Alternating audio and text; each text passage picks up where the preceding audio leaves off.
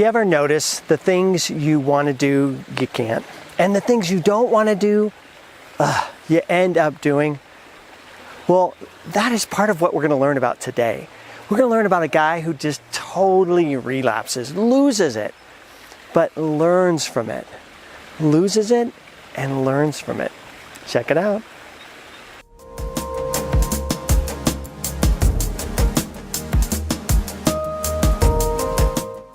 Hi, I'm Brett, your favorite shrink, and welcome back.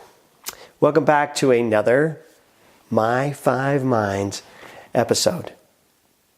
Today I want to talk about the story of Bob. Bob comes in, and he's kind of been away for a while. I'm not sure quite why, but he comes in and he's apparently in a really dark place. He comes, sits down, heavy sigh, trouble making eye contact, and he starts. I guess I haven't really been honest about where I am. I've been in a really bad place. And then he starts talking about the last 3 weeks. He has been on a 3-week binge, just out, totally out of it. And I'm always super curious. What is going on? Tell me what's happening. Tell me what's been going on. Well, again, he starts in with a sigh. I guess I've been in a kind of a bad place. For the last 3 weeks, I've just quit. I've quit everything. And he starts to talk about how for the last 3 weeks, he has been on this bender. Drinking, sleeping, sex, masturbation, food. He's just been indulging himself. And so apathetic that he didn't even care. He didn't even care to try. Didn't even care to stop or didn't care to try to change anything. He just did it and allowed himself just to indulge. Get up in the morning, he wouldn't even get up. He'd stay in bed. Masturbate, eat junk food, drink soda, crap, drink alcohol, whatever. He just didn't want to function and didn't for 3 weeks. And I'm like, where are you now? How are you now? Well, I actually decided, he shares with me, to use this kind of apathy, this kind of giving up, to my advantage. And after 3 weeks of doing nothing, I stopped even caring about masturbating. Stopped caring about eating. I stopped caring about anything. And so I decided to go on a fast. And I went on this 3-week fast. No, sorry. I went on this 3-day fast where I just didn't eat anything and didn't masturbate, didn't look at any porn, didn't drink, didn't do any of the negative stuff, no sodas. And I just used that apathy to just turn it all off. And it was hard. It was the worst 3 days ever. It was a bad idea. But I think I've restarted myself. Well, I heard that story and I got super excited. I thought, how cool. Because he's just given himself a blessing. He didn't know it. He doesn't know it. And we need to kind of unravel it a little bit. But he just gave himself a huge gift. Now, we need to be careful in how we understand that gift. Because he could either be setting himself up for the next cycle, or we could be really using this as a launching point. Now, let me begin by talking about systems, because the way we look at this could be the old traditional way of normal psychotherapy. And although that's not bad, It doesn't always do the job. It's not always the most useful. And so let's look at this maybe from a different point of view. Let's look at this from how the mind sees this. So the first thing I wanted to do with him is I wanted him to get a higher perspective, to allow himself to go into his highest brain, Connie, his consciousness. And I said, well, can we just step back for a minute and kind of look at this event, look at what's been going on, and learn? Because it seems like there is a lot to unravel here. And so he was totally open for that. Bob was like, yeah, I kind of been thinking about it, but it's been kind of hard. First thing I want to do with you is I want you to remember principle number 1 in systems. Principle number 1 in systems: you are not your psychology. You are not your behaviors. You're not your thoughts. You're not your feelings. You're not any of that. And so we began there. And I said, Bob, who I want you to connect with right now is I want you to connect with your observer. I want you to connect with who you really are. That part of you that stands back and sees all of this disaster, this train wreck that you've been on for the last 3 weeks. And so we take a couple breaths, and I want him in that very moment to become aware of himself, to become aware of his pain, become aware of his discouragement, become aware of his thoughts, become aware of where he was in this moment as we're talking, as we're dealing with this. And then as he was becoming aware of that, what I asked him to do is I wanted him to practice. Can you feel, can you sense the difference between that part of you that's in your body right now and that's collapsing and that's kind of discouraged and sad about what's been going on? And he could start to feel the negativity because it was not far away. And then I said, now I want you to feel, here's the important part, I want you to feel the other part of you. The part of you that sees all this. That part of you is untouched. That part of you is untarnished. It's unbroken and unbreakable. Now I want you to sit for a minute. I want you to see that part of you. This is what we call consciousness. This is his conscious mind. And I wanted him to step back for a minute and just observe where he was. And to feel and notice in his observation that his conscious mind, the part of him that's looking in all of this right now, is separate, is completely separate, and is untouched. Untouched by the last 3 weeks or even the last 30 years of his life. This is who he truly is, his observer. And he could feel it. And in feeling his observer, he began to feel hope, which is what we needed, right? Right now he's in a negative space, a dark space. Perpetuating that dark space with any kind of shame or negativity is just going to send him back to where we didn't want him to be.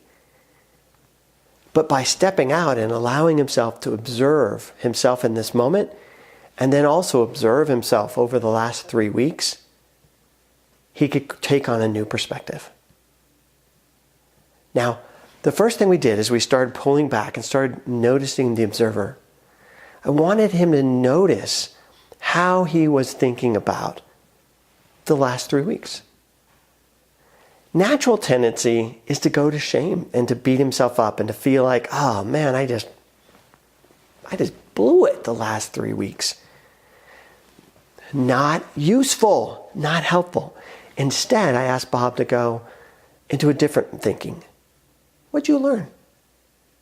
Bob, you just went through the darkest moments in your life. You just went through the darkest times in your life. You just quit. What was that like? What was it to be in this black hole? What did you see there? What did you learn there? What is that space like for you?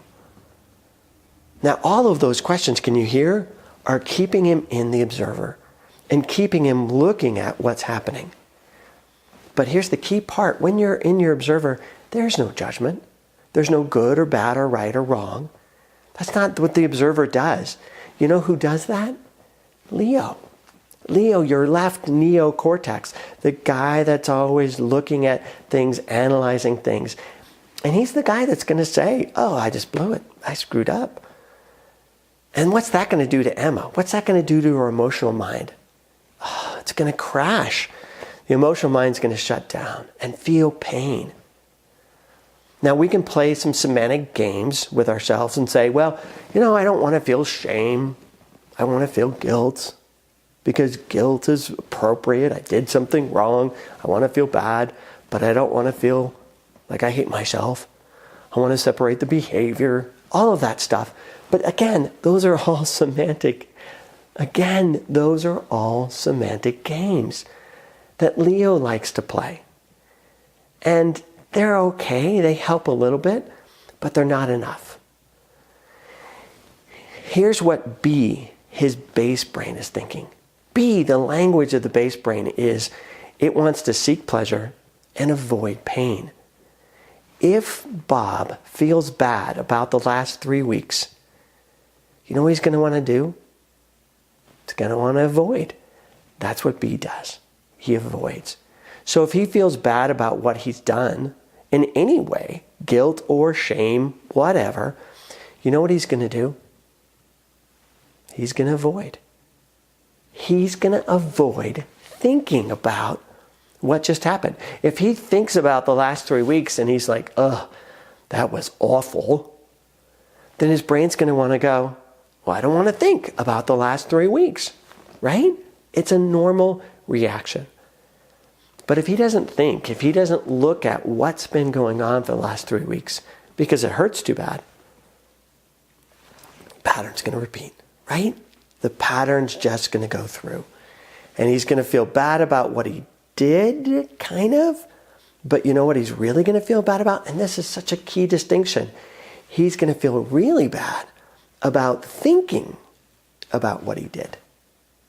We want him to feel bad about his behaviors. That's the kind of the intuitive, natural response that we want to have happen. But that's not what's going to happen. Time has passed. B, the base brain, only lives in the moment, only lives in here and now. And so if Bob looks back at what he just did for the last 3 weeks, and he then feels bad because he's thinking about what he did for the last 3 weeks, the natural conclusion, I want you to hear this again, the natural conclusion is B, the base brain, is going to feel like avoiding not the behaviors, which is ultimately what you want, but B is going to avoid thinking about the behaviors, which is going to give us no results at all. It's not going to help us really create change. So instead, first, what I want Bob to do is, again, I want to get him into a place of seeing.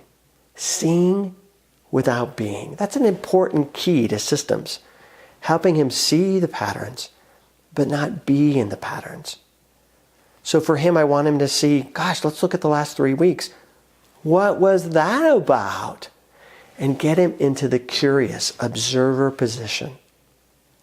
Second thing I want him to do is I want him to be able to look at it in a neutral way. And again, this is why it's so important in systems that we talk about the different brains. I want him to look at what was B doing. What was going on for B? And what was going on for the rest of the brain when he was in this total 3-week bender? As we step back and look at it in neutral ways, we look at it and we see that B had just given up. Had just given into nothing's going to make me happy, nothing's going to make me feel good, nothing's going to work. And so B just went into hedonism. I just want to pleasure myself because nothing else is going to make me feel good. Now, right or wrong, good or bad, that's what B did. Now, because that's what B did, he was just pleasuring himself in the most basic ways. And all the rest of his brain, Bob's brain, shut off. Conscious mind shut off, Leo thinking mind shut off, creative mind shut off. Even the emotional mind went numb. And he just went base. Now, by standing back and seeing that, in neutral terms, again, he can see what was going on. With that, we can now get creative. We can now use the right neocortex to see maybe another solution, another answer. And so I ask the question, Bob, how'd that work? How'd that work for you? If just going hedonistic and just letting yourself do whatever you wanted to do, did that create pleasure? Did that make you feel good? Did that give your base brain, seeking pleasure, what it wanted? And the answer was really a resounding, obvious no. It didn't. It didn't give him what he wanted. And that's the pain I wanted him to focus on. That all of these activities, all these things that he did, all these indulgences he let himself have, ultimately didn't lead to pleasure. And as he holds that observation, as he holds that thought, B then begins to make a new association. The new association is these behaviors didn't create satisfaction. They didn't lead to the results I wanted. That's the neural connection we need to make, because that's where he's going to make the most traction. If he thinks about these behaviors as numbing, some way pleasurable because they satisfy the body, then B is going to want to go there again and again and again. But the more B can make this new neural association of those behaviors didn't work, those behaviors didn't work, those behaviors didn't work, then his base brain is less likely to move in that direction again next time. So that's how we want to use pain, not to feel bad about what he did or not to feel shame about what he did, which are all after the fact. But we want to make the connection with him and his base brain is that it didn't really get him what he wanted, which was to feel good. Now, how do we get him to feel good? Well, right now in this session, I asked him, what does it feel like to be able to stand back and to observe and to learn with no judgment, with no criticism, just to see what you were doing and why you were doing it? Well, it feels good to do that. It feels good to have insight. It feels good to disconnect from your pain. And I said, what if that became B's new association? That when I'm feeling numb, when I'm feeling negative, when I'm feeling uncomfortable and I want to feel good, what if we practice being conscious? Moving up into a higher thinking brain as a way to kind of create a new connection. And that's exactly what we practiced. And that's exactly what we worked on, was helping him be conscious as a solution to feeling disconnected, feeling numb, feeling nothing. Because all the pleasure responses he did to neutralize that numbness didn't work. But being conscious did. And so for the rest of the week, he had a homework assignment. And so are you. The homework assignment was for him to allow himself to stand back every day and practice. Practice noticing. Practice what we call mindfulness. Practice seeing B, the base brain, and checking in every day with B. B, how are you? B, what's going on? B is going to either be collapsing in a feeling of avoidance, or he's going to be seeking, expanding, looking for flow, wanting to create flow. And as he begins to detach and help himself begin to see B, he's going to be able to help create that flow that B wants. And so are you. Now, some of this is going to sound abstract. Some of this is going to sound weird, maybe even foreign, because you haven't had the experience and because you need to experience this. It's like me trying to describe the Grand Canyon to you. On some level, you get it. It's a ditch, big ditch, okay. But until you're there, until you see it and experience it yourself, it's a little bit obscure. So homework assignment, I want you to practice being Connie, your conscious mind, and noticing B, your base brain, and feeling, connecting with it, and allowing that connection to create flow. All right, again, thank you for watching. Let me give you a couple calls to action. Action 1, I want to start doing some more questions and answers on this. So give me some questions. Put some thoughts, some issues for you into the comment section. If you're getting help from these, I also want you to subscribe to learn more. And then I do have my website as well that I'm putting on workshops and seminars that you can download, videos that you can watch to help you learn how to be a better you. Check that out at brettrwilliams.com. Again, I'm Brett, your favorite shrink, and you've been watching My 5 Minds. Take care. I'll talk to you soon.